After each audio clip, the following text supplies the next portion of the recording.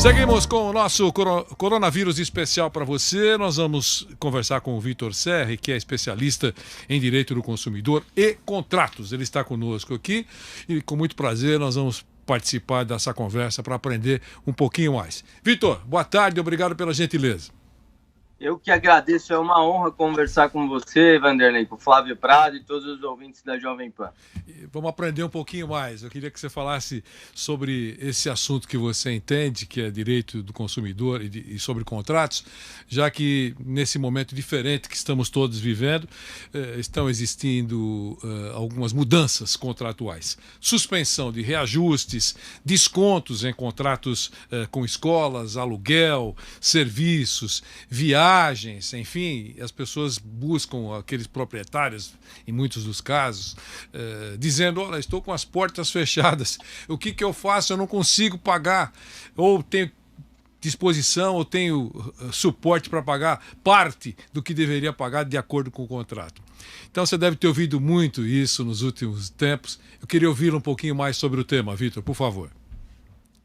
Pois é, Vanderlei, a gente vive um momento, uma intempérie que acaba atingindo todo mundo num efeito dominó, uns mais, outros menos, só que de forma inevitável atinge todo mundo. Então o que a gente incentiva para iniciar a nossa conversa é que as pessoas busquem composições, tenham bom senso, para a gente tentar junto reconduzir a uma situação de reequilíbrio, de isonomia. Realmente não é fácil, porque a gente sempre pensa que de um lado de um contrato, seja qual for a natureza dele, um contrato de consumo, ou um contrato de locação, ou um contrato com um colégio, com uma escola, com uma instituição de ensino, do outro lado dele também existem pessoas, né? A pessoa jurídica também é composta por pessoas físicas, que também são acometidas de todas essas mazelas do corona. Você suportar e manter o ônus de um negócio sem ele estar funcionando ou operando na sua plenitude é algo que também não é fácil. Então merece também a reflexão da outra parte sobre isso. Por outro lado, a gente exigir que a contraprestação daquele serviço ou daquele contrato se mantenha na íntegra, uma vez que ele não está sendo prestado na íntegra, ou sequer está sendo prestado, não me parece justo também. Então, Vitor, o que a gente... Claro. Peço a sua gentileza, só um segundinho, por favor, para você não interromper o seu raciocínio. O Tiago Muniz, do nosso departamento de jornalismo, tem informação importante. Diga, Tiago, boa tarde. Vanderlei, nós tivemos agora há pouco o lançamento de bombas na Avenida Paulista, que recebia agora há pouco uma manifestação de integrantes, principalmente movida por integrantes de torcidas organizadas, principalmente do Corinthians, mas tem gente de outros times também, num ato em que eles classificam de pró-democracia, um ato aí contra políticas do próprio presidente da República e também que eles classificam como pró-democracia. Nós temos, para quem nos acompanha por imagens, a câmera da Jovem Pan posicionada aqui no alto da Avenida Paulista. Esses manifestantes estavam concentrados perto do Museu de Arte de São Paulo. Agora nós não observamos o sinal desses artefatos que foram lançados. A tropa de choque da Polícia Militar está presente, mas nós vemos, sim, perto do Museu de Arte de São Paulo, esse grupo de aproximadamente 600 a 700 pessoas, muita gente vestida de preto, e segue a presença policial muito forte perto do MASP agora. Não houve uma saída em marcha dessa manifestação. A gente lembra que a Avenida Paulista, ela não está sendo ultimamente fechada para veículos. Ela permanece, desde o início da pandemia, com o fluxo normal de carros em circulação. Mas isto não acontece no dia de hoje, justamente por causa da presença desses manifestantes. Eles estão ocupando agora as duas pistas da Avenida Paulista. A gente tem um pouco mais para o sentido Paraíso da Paulista, aí um outro grupo, um grupo menor de manifestantes, um grupo que aí sim estaria com bandeiras do Brasil, camisa amarela. Esses estão mais distantes. Esse ato ele foi até convocado por esses integrantes de movimentos antifascistas e torcidas organizadas, até como uma contraposição a essa outra manifestação. A gente até vê ali que a Alameda Campinas tem o fluxo de veículos, é a Paulista que está completamente fechada. Então nós pudemos perceber que tivemos pelo menos o lançamento de 3 bombas de efeito moral pela Paulista, e aí neste momento segue a presença policial e também continua a aglomeração, a manifestação destas pessoas perto do MASP. Vanderlei. Perfeito, Tiago. Obrigado. Flagrante no momento aqui na Avenida Paulista, trazido pelo nosso Tiago Muniz, pelo jornalismo da Jovem Pan. Meu caro Vitor Serri, me perdoe ter interrompido, mas era importante também, e eu queria que você desse sequência à conversa. Eu interrompi, não sei se você tinha concluído essa primeira participação. O Flávio Prado está aqui e também vai fazer uma pergunta para você. Você já tinha concluído? Já tinha concluído. Podemos seguir. Legal. Diga, Flávio Prado. Bom, nós estamos vivendo um momento completamente diferente de tudo, como você já falou nessa primeira manifestação. Qual o conselho que você daria para aquelas pessoas que estão tendo uma dificuldade maior, principalmente com a parte de impostos, etc.? O que pode ser feito? A gente vem observando, Flávio, várias diretrizes aí governamentais e por força de lei também, através de medidas provisórias ou mesmo de atos normativos que tentam instruir ou contemporizar o que já existe na lei a esse momento atual. A lei já prevê circunstâncias desse tipo, só que de modo mais genérico, né? Então, juridicamente falando, qualquer contrato tem por natureza a possibilidade de ser rescindido por circunstâncias de fato superveniente, força maior, ou em termos mais jurídicos, o fato de príncipe, que permite que cláusulas que ainda não estejam diretamente postas no contrato, independentemente delas estarem escritas ou não, elas podem ser conclamadas porque elas fazem parte legalmente de qualquer instrumento bem formalizado e qualquer instrumento em relação de boa-fé. Então, o mesmo vale para questões de relações com o Estado. Acontece que impostos tem aí uma questão de legislação um pouco mais diferente, que acaba dependendo de uma flexibilização explícita para cada tributo em espécie por parte do Estado ou dos municípios. E o que a gente vê com relação das autoridades nesses pontos fiscais é que não existe nenhuma demanda efetivamente de descontos. Para um ou outro imposto está existindo uma postergação, um sobrestamento. Então essa é uma seara um pouco diferente da civil, né? Do direito privado, onde o que a gente recomenda é que as partes, contratado e contratante, conversem, negociem, se notifiquem, se componham. Porque também me parece que nesse momento evoluir para um litígio, e o mesmo vale para com relação ao Estado, tá? Você também propor um litígio contra o Estado é sempre algo oneroso, é sempre algo tumultuado, é sempre algo que também abarrota o judiciário e nunca acaba tendo, ou pelo menos não tem uma efetividade tão breve quanto uma composição extrajudicial, que acaba dando a possibilidade das partes se reequilibrarem desde logo e não romperem as relações, que é o que a gente busca evitar nesse momento, para que não caminhamos aí para um colapso econômico. Com relação a esses impostos da microempresa, por exemplo, alguns foram postergados, qual é a tendência disso? Nós teremos lá na frente algum tipo de, sei lá, financiamento, divisão do pagamento desses impostos? É mais seguro guardar esse dinheiro de alguma maneira? Quem não tem esse dinheiro, como é que faz? Porque em algum momento, claro, esses impostos terão que ser pagos. Qual é a tendência? Nós temos algum antecedente de, digamos assim, esse custo final ser dividido lá na frente?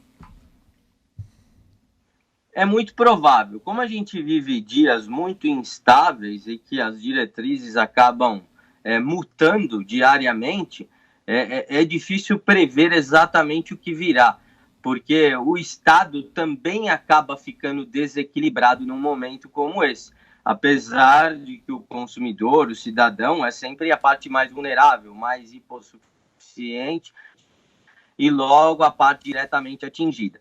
Mas o que a gente percebe é que sim, é muito provável que o grau de inadimplência aumente, tanto nas relações privadas quanto nas relações de ordem fiscal, e que isso inevitavelmente vai encaminhar para depois o governo, os estados, os municípios proporem reparcelamentos, refinanciamentos dessas dívidas, porque do contrário não vejo ou não vislumbro outra forma disso ser recebido.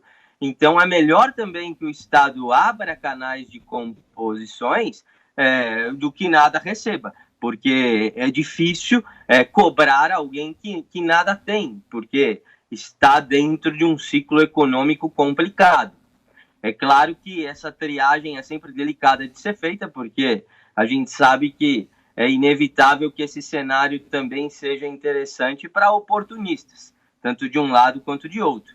Mas é fácil também entender quando existe uma má-fé, quando existe uma inadimplência contumaz. O judiciário é aparamentado para triar esse tipo de situação. Ô Vitor, e existem situações em que a gente toma conhecimento de que não ocorreu nenhum acordo, alguma solicitação de desconto ou de interrupção parcial daquilo que tinha que pagar pela situação, mas de uma maneira geral, a maioria das pessoas, pelo que a gente ouve, o mundo real, né, aquele que você cruza no elevador, nos corredores, enfim, nos estacionamentos, aqueles que conseguem sair um pouco de casa e por telefone recebe muita informação, está ocorrendo uma certa conciliação, uma convergência de interesses razoáveis. Alguém pede um desconto maior, você dá metade e a vida segue. Eu acho que as pessoas estão sendo mais, digamos assim, compreensivas, né? Estão entendendo mais a situação, pelo menos até agora, do que as autoridades. Porque a gente não notou ainda, nem recebeu nenhum tipo de informação oficial de parcelamentos, de descontos, de diminuição de valores, que poderiam partir das autoridades. Quer dizer, seguindo a linha do que a população está fazendo, ou boa parte da população está fazendo. Uma outra pergunta, enquanto você respondia aqui, que chegou, vem cá, e quem tem seguro aluguel? O locatário não pode pagar, ou vai pagar 50%. O seguro aluguel cobre os outros 50%, ou essa vai ser mais uma discussão nas barras do tribunal? Meu caro Vitor. Vanderlei, certamente deve cobrir. É claro que existem apólices de várias naturezas, então é sempre complicado falar de modo genérico. Mas a maioria do que se prevê nesse tipo de contrato deve cobrir, mas certamente vai gerar discussão. As seguradoras vão vir com os argumentos dela, mas me parece que isso se chama risco do negócio, né? É para isso que o seguro existe. E eles assumem o risco de ter que reequilibrar os contratantes em momentos de intempérie como esse.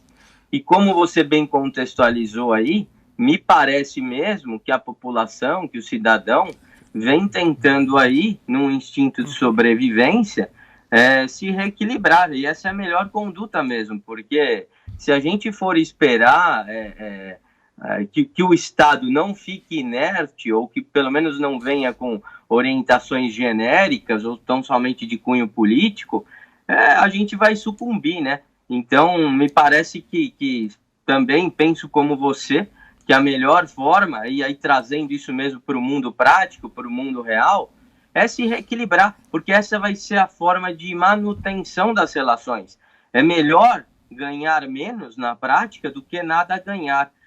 A gente vê, claro, e aí eu também não tiro o mérito e o esforço das autoridades e do legislativo, e também do judiciário, que já fazia um trabalho de muitos anos no sentido de incentivar conciliações, de incentivar acordo, porque, como eu disse, o caminho do litígio, e falo isso sendo advogado, porque me parece que isso é uma função social inerente à minha profissão e também a ser cidadão. A jamais incentivar litígios, contenções, brigas, sobretudo nesse momento, porque isso inevitavelmente é mais oneroso para todo mundo, inclusive para o Estado.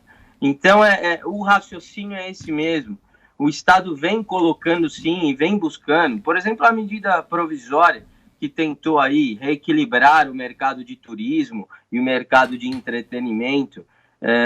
Eu entendo ela como muito bem posta, porque exigir também do mercado ali de turismo, e quando a gente fala do mercado de turismo, a gente fala desde agências de empresas de pequeno porte, como também as grandes, que eles de repente devolvessem todo o dinheiro daqueles pacotes, ou daqueles voos, ou daqueles hotéis que não puderam ser cumpridos ali naquelas datas por conta da restrição do corona, devolver isso imediatamente, inevitavelmente levaria eles a um colapso do setor. E isso também não é razoável. Então a medida provisória veio no sentido de colocar opções. Você pode ter seu dinheiro de volta, só que não vai ser tudo de uma vez. Você tem a opção prévia aí de tentar remarcar isso em algumas outras opções de data, o mesmo com relação aos shows. Então, a gente vê também um esforço das autoridades, mas a gente entende aí que é um momento incerto. Então, a melhor forma é que todos mantenhamos o equilíbrio para reconduzir a uma situação de isonomia. Aquela velha tese, né Vitor? Conversando a gente se entende, né? E nessa hora nada mais vale, né, do que exatamente essa velha sentença. Meu caro Vitor, um grande abraço, obrigado pela gentileza, foi ótimo tê-lo aqui. Boa tarde para você.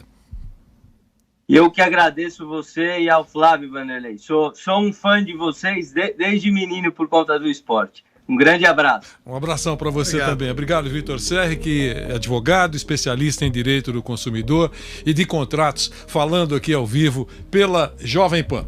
Diga, Flávio.